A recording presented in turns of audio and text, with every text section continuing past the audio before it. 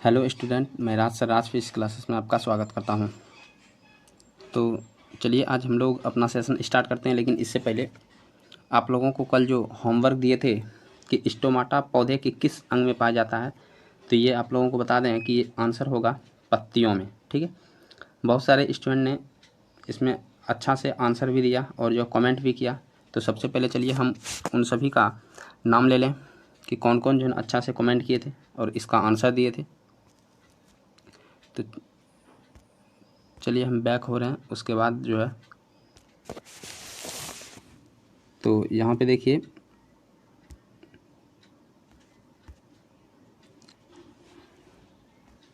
यहाँ पर जो कमेंट किए हैं वो हैं रेशमी। ठीक है, ये लिखे हुए हैं I like your teaching style sir, you are so good teacher. तो बहुत अच्छा है। तो इसमें जो है ना, और उसके बाद जो है स्टडी लवर, ये भी काफ़ी अच्छे स्टूडेंट हैं। उसके बाद देखें तो रवि भी बताए हैं कि जो मेरा 30 में 28 सही हुआ है, जो कि बहुत अच्छा परफॉर्मेंस है। और रेशमी का 30 का ये आंसर दिए हैं कि स्टोमाटा होगा। स्टोमाटा पौधों के जो है ना पत्तियों में पाया जाता है, तो ये काफ़ी अच्छा है। उसके बाद और किसी का जो है, और रेशमी का जो है सही हुआ है 29, 30 में 29। तो इसलिए जो है आप लोग भी कमेंट कीजिएगा, जो जो कमेंट करेंगे उस सब का जो हम आप लोगों को बताएंगे। ठीक है, तो चलिए आज का वीडियो हम लोग स्टार्ट करते हैं। तो चलिए आज का पहला क्वेश्चन हम लोग देखेंगे। ये तो हम करवा ही दिए आप लोगों को स्टोमाटा। ठीक है, ये जो है ना स्टोमाटा पौधों के जो है पत्तियों में पाया जाता है। ठीक है, तो चलिए आज का सेशन स्टार्ट करते हैं, और कल जहाँ से छोड़े हुए थे वहीं से आज हम लोग स्टार्ट करेंगे। और आज क्वेश्चन नंबर 31 हो जाएगा। कल 30 तक हम लोग देख लिए थे। जो नहीं देखे हुए हैं वो पार्ट जो है ना 1 देख लें, उसमें हम 30 क्वेश्चन करवा चुके हैं। ठीक है, तो ये काफ़ी इंपॉर्टेंट होने वाला सेशन, और जो भी लाइव जुड़े हुए हैं फटाफट कमेंट कर दीजिए। ठीक है, तो चलिए पहला क्वेश्चन है कि मानव हृदय का औसत प्रकुंचन दाब कितना होता है। तो हम हृदय पढ़ाए हुए थे। ठीक है, प्रकुंचन दाब कितना होता है ये फटाफट बताइए। प्रकुंचन मतलब होता है, यदि हम बात करें तो किताब में आपको संकुचन मिला होगा। ठीक है, संकुचन सिस्टोलिक प्रेशर। तो फटाफट बताइए। ऐसे बता दें, मानव शरीर का जो सामान्य दाब होता है, रक्त दाब, ये होता है 120/80 होता है। ठीक है, 120/80 होता है। तो 120 क्या है, ये सिस्टोलिक है, और 80 क्या है, डायस्टोलिक है। ठीक है, तो यहाँ पर पूछ रहा है औसत जो ना प्रकुंचन दाब कितना होता है, तो यह 120 mm होता है। जो भी 120 mm आंसर कर रहे हैं वो बिल्कुल राइट है। तो चलिए आज का जो है दूसरा क्वेश्चन देखते हैं। बोल रहा है कि इसमें कौन प्रकाश संश्लेषी अंग है। देखिए सबसे पहले इसमें पूछ रहा है कि कौन प्रकाश संश्लेषी अंग है, तो ये याद रखना आपको। तो इसमें ऑप्शन दिया है पत्ती, स्ट्रोमा, ग्राना और हरित लवक। तो क्या हो जाएगा आंसर, फटाफट कीजिए आप लोग, कमेंट कीजिए फटाफट। कमेंट आप लोगों का स्लो आ रहा है। क्या हो जाएगा आंसर, प्रकाश संश्लेषी अंग कौन है, तो ये पत्ती है। ठीक है, ये पत्ती है। और यदि बता दें कि हम लोगों के साथ बहुत सारे स्टूडेंट जुड़े रहते हैं, जिसमें कि हम नाम लेना चाहेंगे। एक स्टडी लवर है, स्मार्ट बॉय हैं, रेशमी हैं, उसके बाद पिंटू, पिंटू भी किसी का है। ठीक है, पिंटू हैं, श्लोक हैं, रवि हैं, ये सभी जो है ना, और जिसका भी नाम छूट रहा है, ठीक है ना, तो वो बुरा नहीं मानिएगा, हो सकता है उसका भी नाम लें। कंटिन्यू क्लास रहिए। ठीक है, तो चलिए 32 का आंसर हो गया पत्ती। ठीक है, और कभी कभी जो है सोनालिका भी आते हैं, सोनाली। ठीक है, अगला क्वेश्चन है वाष्पोत्सर्जन कैसी प्रक्रिया है। वाष्पोत्सर्जन कैसी प्रक्रिया, ऑप्शन है शारीरिक, भौतिक, रासायनिक या प्राकृतिक। फटाफट आप लोग आंसर कीजिए, क्या हो जाएगा, वाष्पोत्सर्जन कैसी प्रक्रिया है। तो वाष्पोत्सर्जन एक भौतिक प्रक्रिया होती है। ठीक है, तो वाष्पोत्सर्जन कहाँ होता है, पौधा में, और पौधा के किस भाग में होता है, तो पत्ती में। ये आप लोगों को याद रखना है। ठीक है, नेक्स्ट क्वेश्चन हम लोग देखते हैं। शरीर में भोजन का पचना, शरीर में भोजन का पचना किस प्रकार का अभिक्रिया है।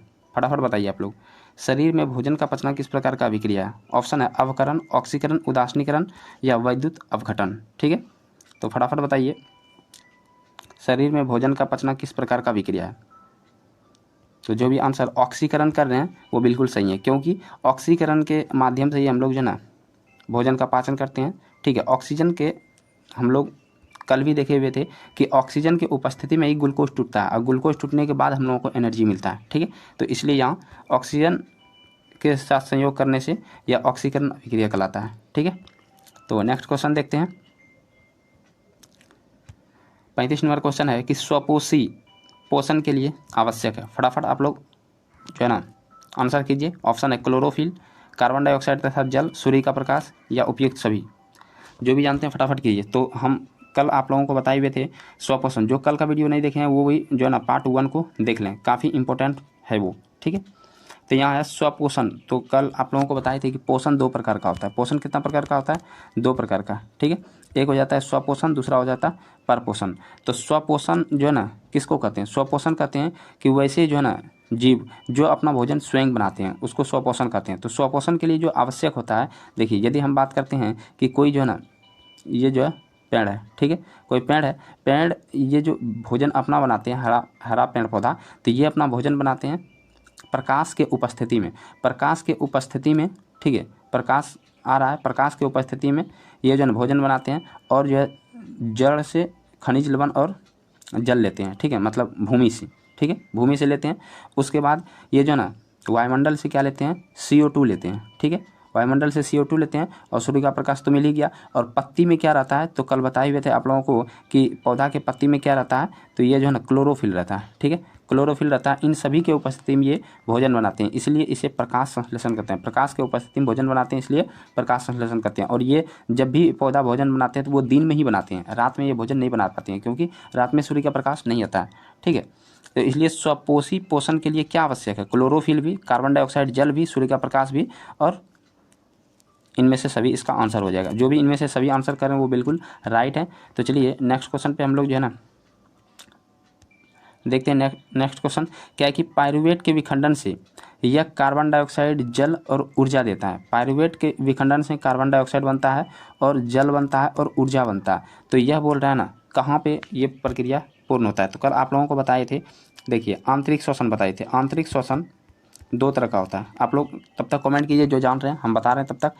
आंतरिक जो है ना श्वसन 2 प्रकार का होता है। एक तो हो जाता है जो है ना आंतरिक में आपका क्या बताए थे? आंतरिक श्वसन में 2 प्रकार का श्वसन होता है। एक हो जाता है जो है ना कोशिका द्रव में, ठीक है, कोशिका द्रव या जीव द्रव इसमें होता है। और दूसरा हो जाता है माइटोकॉन्ड्रिया में। ठीक है, माइटोकॉन्ड्रिया में। तो ये आप लोगों को याद रखना है, कहाँ होता है? माइटोकॉन्ड्रिया में। ठीक है, तो अब इसमें जो कोशिका द्रव में होता है या जीव द्रव में, तो इसमें क्या होता है कि जो है ना यहाँ पे वायु के जो है ना अनुपस्थिति में होता है। कोशिका द्रव में वायु की अनुपस्थिति में होता है, इसलिए आंतरिक श्वसन का 2 भाग होता है। एक तो यहाँ होता है, तो इसको कहते हैं अवायवीय श्वसन। याद रखना है, जो कोशिका द्रव में होता है उसको कहते हैं अवायवीय श्वसन। कल ये आप लोगों को बताई थी। जो माइटोकॉन्ड्रिया में होता है इसको कहते हैं वायवीय श्वसन। ठीक है, इसको क्या कहते हैं?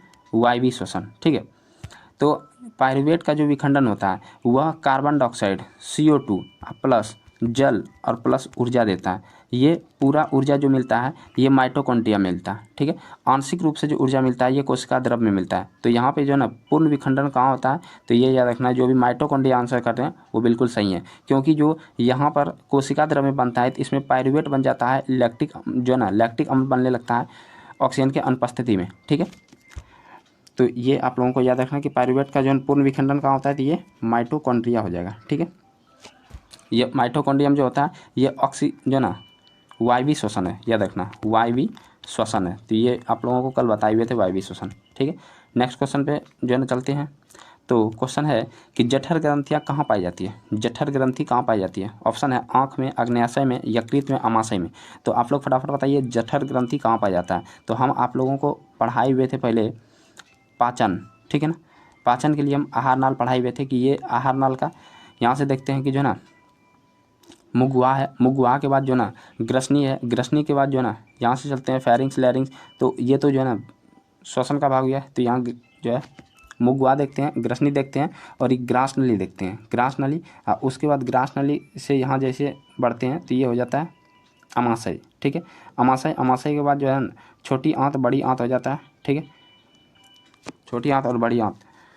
तो यहाँ पर बोल रहा है कि जठर ग्रंथियाँ कहाँ पाया जाता है, ये याद रखना है, जठर ग्रंथियाँ कहाँ पाया जाता है। तो ये जो भी ऑप्शन अमाशय कर रहे हैं आंसर वो बिल्कुल सही है, क्योंकि ये जठर ग्रंथि कहाँ पाया जाता है, अमाशय में ही पाया जाता है। ठीक है, ये याद रखना। अमाशय को ही जनरली हम लोग पेट कहते हैं। ठीक है, स्टोमैक इसी को कहते हैं। तो चलिए नेक्स्ट क्वेश्चन पे चलते हैं। तो क्वेश्चन है कि खुला परिसंचरण तंत्र किस में पाया जाता है। तो परिसंचरण तंत्र भी हम क्लास में आप लोगों को पढ़ाए हुए हैं। परिसंचरण तंत्र यह जो है ना दो तरह का होता है। एक तो हो जाता है ओपन, ठीक है, ओपन जिसको हम लोग खुला कहते हैं, और दूसरा हो जाता है क्लोज, ठीक है, जिसको हम बंद कहते हैं।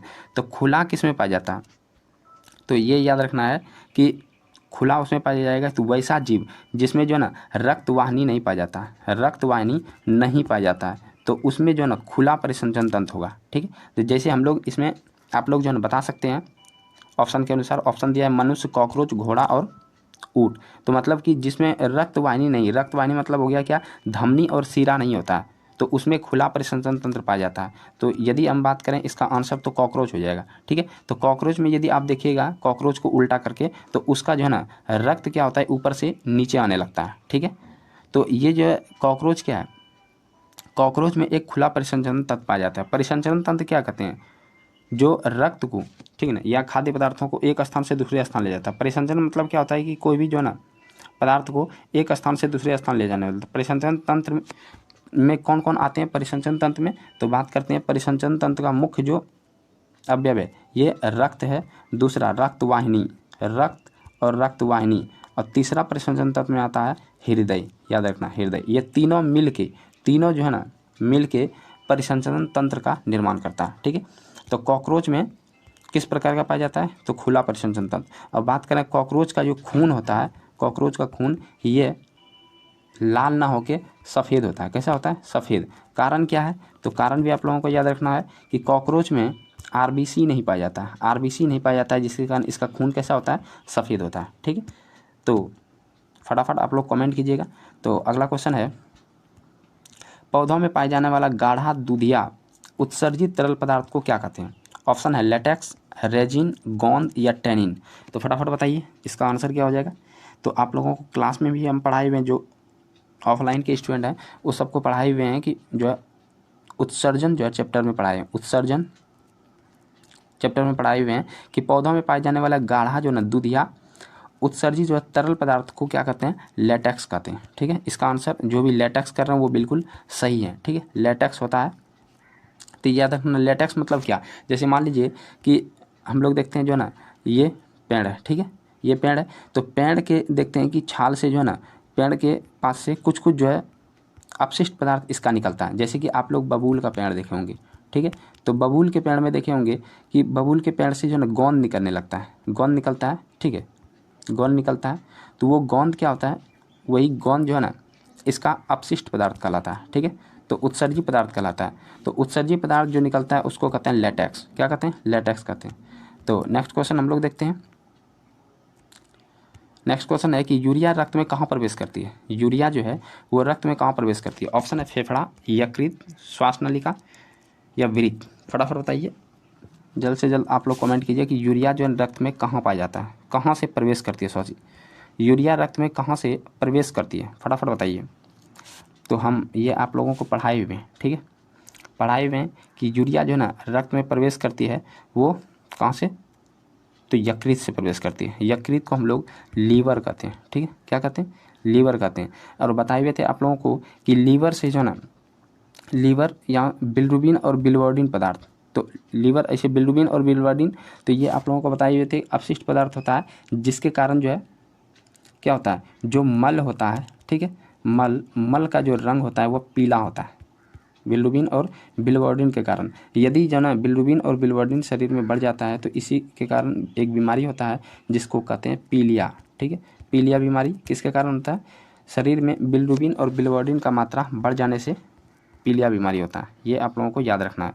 और थोड़ा यकृत के बारे में बात करें, ठीक है, तो यकृत जो है ना, यकृत के नीचे एक जो है ना पित्ताशय होता है। क्या होता है, पित्ताशय जहाँ पर जो है ना आके पित्त जो है जमा होता है। याद रखना, यहाँ पे आके क्या होता है, पित्त जमा होता है, ये जो है पित्ताशय कहलाता है। तो इतना जो है आप लोगों को याद रखना है। ठीक है, विरिक के बारे में तो बताए हुए थे, ठीक है। विरिक जिसको हम लोग किडनी कहते हैं, तो विरिक क्या करता है, रक्त को छानने का काम करता है, ठीक है। विरिक क्या करता है, रक्त को छानने का काम करता है। फेफड़ा, तो ये बताए थे फेफड़ा जो है ना मनुष्य का श्वसन अंग है। फेफड़ा क्या है, मनुष्य का श्वसन अंग है, ठीक है। तो इतना याद रखना है। अगला क्वेश्चन है कि प्रकाश संश्लेषण होता है, प्रकाश संश्लेषण कब होता है, ठीक है। रात में होता है कि दिन में होता है कि रात दिन होता है या सुबह शाम होता है, फटाफट बताइए। तो प्रकाश संश्लेषण कब होता है, ये बहुत ही ईजी क्वेश्चन है, ठीक है। तो आप लोग जो है आंसर कीजिए, क्या हो जाएगा इसका आंसर। तो बहुत अच्छा आप लोग जो है ना आंसर दें कि प्रकाश संश्लेषण कब होता है, दिन में होता है। तो ये बिल्कुल सही है, जो भी कर रहे हैं दिन में, ठीक है ना, दिन में करते हैं तो प्रकाश संश्लेषण। ये याद रखना है कि जब प्रकाश संश्लेषण का क्रिया होता है तो पौधा या पेड़ का बात करते हैं, तो पेड़ जो है ना किसका जो है ना निष्कासन करता है, तो ऑक्सीजन का ये निष्कासन करता है। लेकिन ये ग्रहण क्या करता है वायुमंडल से, तो ये कार्बन डाइऑक्साइड को लेता है और ऑक्सीजन को क्या करता है, छोड़ देता है, ठीक है। और यही ऑक्सीजन को हम लोग जन श्वसन के रूप में लेते हैं। और ये प्रक्रिया जो होता है ये दिन में ही होता है, दिन में। यदि बात करें रात में, तो रात में क्या होता है कि सूर्य का प्रकाश नहीं रहता है, जिसके कारण प्रकाश संश्लेषण नहीं हो पाता है। और जब प्रकाश संश्लेषण नहीं होता है तो रात में जो पौधा है या पेड़ वो जो है ना ऑक्सीजन को ही जो है ना लेता है, ठीक है, और कार्बन डाइऑक्साइड को छोड़ता है। इसीलिए रात को जो है ना कहा जाता है कि पेड़ के नीचे नहीं सोना चाहिए, ठीक है। तो चलिए नेक्स्ट क्वेश्चन पे हम लोग चलते हैं। नेक्स्ट क्वेश्चन है कि पादप में फ्लोएम संवाहक होता है। पादप में फ्लोएम संवाहक होता है, ये क्या करता है, पादप में फ्लोएम जो है ना ये क्या करता है। तो हम बात करें कि पादप में दो प्रकार का उत्तक है, ठीक है। पादप में दो प्रकार का उत्तक पाया जाता है, एक हो जाता है जाइलम, ठीक है, कल बताए हुए थे जाइलम, और दूसरा होता है फ्लोएम। तो जाइलम का क्या काम है, तो जाइलम क्या करता है कि पौधे से जल एवं खनिज लवण, जड़ से जल एवं खनिज लवण को पौधे तक पहुंचाते हैं, ठीक है, पौधे की पत्तियों तक। और फ्लोएम क्या करता है, फ्लोएम जो है ना जो पत्ती पर भोजन बनता है वो भोजन जो है ना विभिन्न जो है ना भागों तक पहुंचाता है। तो फ्लोएम जो है संवाहक होता है किसका, तो भोजन का। जो भी आंसर भोजन कर रहे हैं वो बिल्कुल सही है, ठीक है, बिल्कुल सही है। और आप लोग रेगुलर रहिए और कंटिन्यू पूरा क्लास अंतिम तक देखिए, ठीक है ना। ये नहीं कि शुरू में आए उसके बाद जो है फरार हो गए, ऐसा नहीं। कोई भी वीडियो देखिए, चाहे आप किसी भी क्लास का है, ठीक है, 9th का है, 10th का है, 8th का है, ये हर एग्ज़ाम के लिए जो है ना यूजफुल है, ठीक है। तो आप लोगों को देखना चाहिए। तो चलिए इसका आंसर क्या हो जाएगा, ए हो जाएगा। नेक्स्ट क्वेश्चन पे हम लोग बात करते हैं। तो नेक्स्ट क्वेश्चन है प्रकाश संश्लेषण क्रिया में ऑक्सीजन बाहर निकलता है, ठीक है। ये प्रकाश संश्लेषण जो क्रिया है ऑक्सीजन इससे बाहर निकलता है, किससे निकलता है, जल से निकलता है, कार्बन डाइऑक्साइड से, ग्लूकोज से, या डिक्टियोजोम से। तो फटाफट बताइए। देखिए प्रकाश संश्लेषण आप लोगों को बता दिए थे, प्रकाश संश्लेषण क्या होता है, प्रकाश के उपस्थिति में पौधा द्वारा भोजन बनाने की प्रक्रिया, उपस्थिति में पौधा द्वारा भोजन बनाने की जो प्रक्रिया है वो क्या कहलाता है, प्रकाश संश्लेषण कहलाता है। ये बात क्लियर होना चाहिए। तो प्रकाश संश्लेषण के लिए क्या क्या ज़रूरत है, तो एक तो सूर्य का प्रकाश, दूसरा खनिज लवण और जल, तीसरा हो जाता है आपका जो है क्लोरोफिल, और चौथा हो जाता है क्या, तो चौथा क्या हो जाता है फटाफट बताइए, कार्बन डाइऑक्साइड, ठीक है। तो इसमें प्रकाश संश्लेषण में जो है ना ऑक्सीजन कहाँ से बाहर निकलता है, तो ये आप लोगों को याद रखना, ऑक्सीजन जल से निकलता है। जो भी जल और जो है ना आंसर कर रहे हैं वो बिल्कुल सही है। तो जल से बात करें कि जो है ना जल का जो सूत्र होता है, ठीक है, ये H2O होता है। तो H2O यहाँ टूट जाता है H2 + O2 में, ठीक है। तो यहाँ से O2 क्या होता है, बाहर निकल जाता है। ये बात आप लोगों को याद रखना है, ठीक है। तो चलिए हम लोग नेक्स्ट क्वेश्चन को देखते हैं। तो अगला क्वेश्चन है जो कि काफ़ी इंपॉर्टेंट है, रक्त में हल्के पीले रंग का चिपचिपा द्रव क्या कहलाता है, ठीक है। तो आप लोगों को हम रक्त बताए हुए थे, तो आप लोग फटाफट कमेंट कीजिए, तो हम इसका तब तक पोस्टमार्टम करते हैं। रक्त का बताए थे दो भाग होता है, एक तो तरल भाग होता है और दूसरा हो जाता है ठोस भाग, ठीक है। रक्त का तरल भाग जो होता है उसको हम प्लाज्मा कहते हैं, ये प्लाज्मा कहलाता है, ठीक है ना।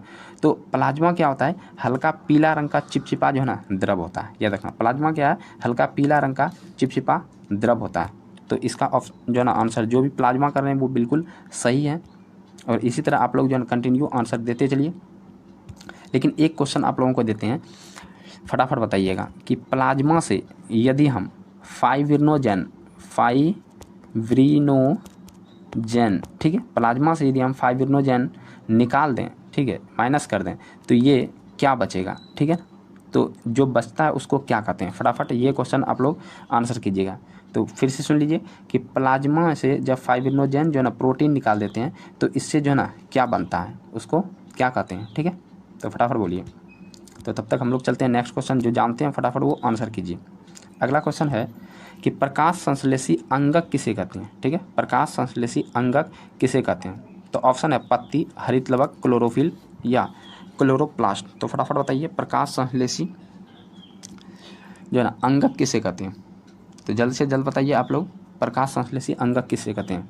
अभी बताए थे प्रकाश संश्लेषी अंग, ठीक है, अंग बताए थे तो पत्ती, लेकिन अंगक का बात करें, ठीक है, तो ये हो जाएगा हरित लवक। क्या हो जाएगा आंसर, हरित लवक। जो भी आंसर हरित लवक कर रहे हैं वो बिल्कुल सही है और हरित लवक ही इसका आंसर होगा। ठीक है, और यदि बात करते हैं क्लोरोप्लास्ट, क्लोरोप्लास्ट ये यदि पूछेगा प्रकाश संश्लेषण का जो है इकाई है, क्या है, इकाई है, याद रखना। क्लोरोप्लास्ट क्या है, इकाई है। पत्ती क्या है, अंग है। और हरित लवक क्या है, अंगक है। ये आप लोगों को याद रखना है। ठीक है, और अभी हम जो आप लोगों से पूछे हुए थे कि प्लाज्मा से यदि फाइब्रिनोजेन जो है ना प्रोटीन निकाल दें तो इसको क्या कहते हैं। जो भी आंसर सीरम कर रहे हैं वो बिल्कुल सही है और आप लोग काफ़ी मेहनत कर रहे हैं जो आंसर किए हैं, और जो नहीं किए हैं वो भी याद रखिए कि इसको सीरम कहते हैं। और आप लोग भी थोड़ा ज़्यादा मेहनत कीजिए और रिविज़न कीजिए। ठीक है, अगला क्वेश्चन है विरिक के संरचनात्मक एवं क्रियात्मक इकाई को क्या कहते हैं। विरिक के संरचनात्मक एवं क्रियात्मक इकाई को क्या कहते हैं। तो आप लोगों को कल भी बताए हुए थे। तो ऑप्शन है नेफ्रॉन, मूत्रवाहिनी, ग्लोमेरुलस या बोमेन संपुट। तो हम आप लोगों का जो ना आप लोगों के सामने ये जो ना विरिक बना रहे हैं, विरिक जिसको हम लोग क्या कहते हैं, किडनी कहते हैं। ठीक है, तो यहाँ से देखिए कि किडनी कल हम जो है ना आप लोगों को बोले थे कि क्लास में भी ये हम किडनी जो है ना पढ़ा चुके हैं। ठीक है, किडनी पढ़ा है। इधर से दो नस आता है, ठीक है, धमनी है, धमनी, और उसके बाद यहाँ से क्या होता है, यहाँ से देखिए ये किडनी का भाग है, पहला और दूसरा। ठीक है, और ये जो है इसको कहते हैं मूत्राशय। क्या कहते हैं इसको, मूत्राशय। ठीक है, मेरे फेसबुक जो है ना, जो राज फिजिक्स क्लासेस नाम से फेसबुक है, उसको आप फॉलो कर सकते हैं ताकि वहाँ आपको ये सब कंटेंट जो है ना कंटेंट मिल जाए। ठीक है, तो यहाँ जो ये है ये मूत्रवाहिनी है। ये क्या है, मूत्रवाहिनी है। तो आप लोगों को याद रखना ये मूत्रवाहिनी है, और ये क्या है, मूत्राशय है, जहाँ मूत्र जो है ना जमा होता है, याद रखना। उसके बाद ये किडनी है, और किडनी भी जो है ना रचनात्मक और क्रियात्मक जो इकाई होता है, इसमें बहुत सारा जो है ना नेफ्रॉन पाया जाता है। क्या पाया जाता है, नेफ्रॉन पाया जाता है। आप लोगों को याद रखना इसके अंदर क्या पाया जाता है, नेफ्रॉन, जो कि इसका रचनात्मक और क्रियात्मक इकाई है। ये आप लोगों को याद रखना। तो यहाँ वृक्क के संरचनात्मक एवं क्रियात्मक इकाई कौन है, तो यहाँ पर पूछा हुआ है। तो इसका आंसर जो भी नेफ्रॉन बोल रहे हैं वो बिल्कुल सही है। मूत्रवाहिनी अभी बता दिया आप लोगों को, ये जो है ना इससे मूत्र का निर्माण होता है और इस वाहिनी से मूत्राशय में जाके जमा होता है। ठीक है, और बोमेन संपुट आप लोगों को बताए हुए हैं नेफ्रॉन। नेफ्रॉन जब पढ़ाए थे क्लास में, ठीक है ना, और ऑनलाइन क्लास में तो अभी नहीं पढ़ाए, लेकिन ऑफलाइन बच्चे जरूर बता सकते हैं कि बोमेन संपुट क्या होता है। ठीक है, ऑफलाइन के जो भी स्टूडेंट है वो बोमेन संपुट के बारे में जो ना लिख के बताइए फटाफट। तो चलिए हम लोग नेक्स्ट क्वेश्चन पे चलते हैं। तो नेक्स्ट क्वेश्चन है मनुष्य के शरीर की सबसे बड़ी ग्रंथि कौन सी है। मनुष्य के शरीर की सबसे बड़ी ग्रंथि कौन सी है। ऑप्शन है लीवर, दूसरा है अग्न्याशय, तीसरा है अंडाशय और चौथा है एड्रिनल। फटाफट बताइए मनुष्य के शरीर की सबसे बड़ी ग्रंथि कौन सी है। सबसे बड़ी ग्रंथि पूछ रहे हैं, तो मनुष्य के शरीर का सबसे जो ना सबसे बड़ी ग्रंथि कौन सी है, फटाफट बताइए आप लोग।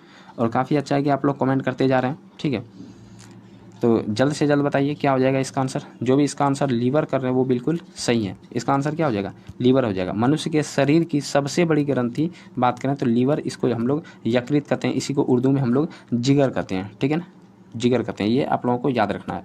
लेकिन यदि अंतःस्रावी ग्रंथि पूछे तो अंतःस्रावी ग्रंथि कौन सा हो जाएगा, जो जानते हैं, जो पहले मेरे पास पढ़े हुए हैं, ठीक है ना, तो वो यदि जुड़े हैं तो वो भी बताइए कि लीवर जो है ना, लीवर के अतिरिक्त यदि बोले मनुष्य के शरीर के सबसे बड़ा अंतःस्रावी ग्रंथि कौन सा होता है, तो वो आप लोगों को आंसर देना है। ठीक है, तो चलिए इसका आंसर क्या हो जाएगा, लीवर। अगला क्वेश्चन है स्वपोषी पोषण के लिए आवश्यक नहीं है। स्वपोषी पोषण के लिए मतलब स्वपोषण जिसमें है उसमें क्या आवश्यक नहीं है, स्वपोषण के लिए क्या आवश्यक नहीं है। ऑप्शन है ऑक्सीजन, क्लोरोफिल, सॉरी जो है ना प्रकाश, या जल। फटाफट बताइए, ये अभी हम 2 बार चर्चा कर चुके हैं। ठीक है, और आप लोग जितने भी जुड़े हुए हैं काफ़ी अंत तक रहिए, पूरा अंत तक, जो कि आप लोगों को बहुत सारा जो है ना इसमें क्वेश्चन, कोई भी एग्जाम हो, ठीक है ना, कोई भी एग्जाम, यदि आप कॉम्पिटिटिव एग्जाम का भी तैयारी कर रहे हैं तो यही सब क्वेश्चन वहाँ भी पूछा जाता है। ठीक है, तो स्वपोषी पोषण के लिए आवश्यक क्या है, तो क्लोरोफिल है, सूर्य का प्रकाश है, जल है, खनिज लवण है, ठीक है ना। लेकिन ज़रूरत क्या नहीं है, ऑक्सीजन ज़रूरत नहीं है, ऑक्सीजन यहाँ ज़रूरत नहीं है। ज़रूरत क्या होता है, कार्बन डाइऑक्साइड। पौधा सांस के रूप में क्या लेते हैं, कार्बन डाइऑक्साइड को लेते हैं, तो ऑक्सीजन छोड़ते हैं, इसलिए ऑक्सीजन आवश्यक नहीं है, ठीक है। तो याद रखना है इसका आंसर क्या हो जाएगा, ऑक्सीजन। जो भी आंसर ऑक्सीजन कर रहे हैं वो बिल्कुल सही है। इसी तरह आप लोग आंसर करते रहिए। और जो भी कमेंट, यदि हम बात करें, जब हम जो ना होमवर्क आप लोगों को देते हैं और जो कमेंट अच्छा कर रहे हैं उसका हम प्रत्येक दिन नाम लेंगे। तो सबसे पहले कमेंट आप लोग अच्छा कीजिएगा, ठीक है, और उसका आंसर दीजिएगा। जो हम पूछें उसका डिटेल आप लोग आंसर सेंड कीजिएगा, ठीक है। तो अगला क्वेश्चन है कि इनमें किसके द्वारा अमीबा में भोजन अंतःग्रहण होता है। अमीबा में भोजन अंतःग्रहण मतलब जो अमीबा भोजन जो है ना, जैसे मान लीजिए किसी भी आकृति का बना ये अमीबा बन गया, तो अमीबा का ये जो हिस्सा होता है जो बाहर निकला हुआ है, इसको कूटपाथ कहते हैं। क्या कहते हैं इसको, कूटपाथ कहते हैं। ये आप लोगों को पता होना चाहिए, इसको क्या कहते हैं, कूटपाथ। और इसी के द्वारा धीरे धीरे, जैसे मान लीजिए कि यहाँ पे जो है ना इसका भोजन आ गया, तो ये कूटपाथ धीरे धीरे इस भोजन को क्या करता है, पकड़ लेता है, ठीक है। तो ये याद रखना है कि अमीबा भोजन का अंतर्ग्रहण किसके द्वारा करता है, तो ये कूटपाथ के माध्यम से करते हैं। जो भी कूटपाथ आंसर कर रहे हैं वो बिल्कुल सही है। इसको भी देखिए हम कूटपाथ दिए, ठीक है ना। तो ये याद रखना है, कूटपाथ होता है, ठीक है। और आज का जो है हम लोग लास्ट क्वेश्चन देखेंगे। लास्ट क्वेश्चन है कि पौधे में श्वसन क्रिया के अंतर्गत ADP नहीं, यहाँ क्या हो जाएगा, ATP होना चाहिए, ATP, ठीक है ना। तो ये याद रखना है कि पौधों में श्वसन के अंतर्गत जो है ना ATP तो शरीर में होता है। ADP के टूटने से जो है ना कितनी ऊर्जा मुक्त होती है, फटाफट बताना है आप लोगों को। पौधों में श्वसन के क्रिया के अंतर्गत ADP के टूटने से जो है ना कितनी ऊर्जा मुक्त होती है, ठीक है। तो ये आप लोगों का HW रहा। आप इसको जो है ना जहाँ से भी बताइए, चाहे आप गूगल कर लीजिए, ठीक है ना, गूगल कर लीजिए या कुछ भी कीजिए, आप लोगों को इसके बारे में डिटेल जो है ना आंसर देना है कमेंट बॉक्स में। जो अच्छा से कमेंट देंगे उसका हम जो है ना कमेंट भी पढ़ेंगे, ठीक है ना। तो कैसा रहा आज का क्लास, आप लोग ज़रूर बताइएगा, और कितना आप लोगों का स्कोर सही हुआ, ठीक है ना। जितने भी, और काफ़ी है, काफ़ी अच्छे स्टूडेंट आप लोग जुड़े हुए हैं जो कि अंतिम तक जुड़े रहते हैं, और ज़रूर है कि जो है ना जो जुड़े हैं उसको फ़ायदा होगा ही, ठीक है। तो आप लोग जो है ना ज़रूर बताइएगा किसका कितना जो है ना आंसर आ रहा है, मतलब कि यदि हम आज 20 क्वेश्चन करवाए तो 20 में जो है ना आप लोगों का कितना सही हुआ, ठीक है। और वीडियो को 1-2 बार देखिए ज़रूर, ताकि आपको टोटल जो है ना याद हो जाए। तो चलिए, कैसा रहा क्लास आप लोग ज़रूर बताइएगा, आप लोग अपना फीडबैक ज़रूर दीजिएगा। तो चलिए मिलेंगे इसी तरह जो है ना प्रत्येक दिन जो है ना 7 बजे, ठीक है। लेकिन इसके बाद जो है ना 8 बजे जो है ना आप लोगों का सोशल साइंस का जो है ना, सोशल साइंस भी होता है, ठीक है। 8 बजे सोशल साइंस का जो ऑब्जेक्टिव करवाते हैं, तो आप लोग जरूर देखिएगा। ये नहीं कि जो है ना सिर्फ ये देख लिए उसके बाद छोड़ दिए। आधा घंटा गैप करके आप लोग जो है ना 8 बजे भी जुड़ जाइए। जितना भी अभी जुड़े हुए हैं वो सब 8 बजे फिर से जुड़ जाइएगा, ठीक है। तो चलिए मिलते हैं नेक्स्ट टाइम, तब तक के लिए जय हिंद।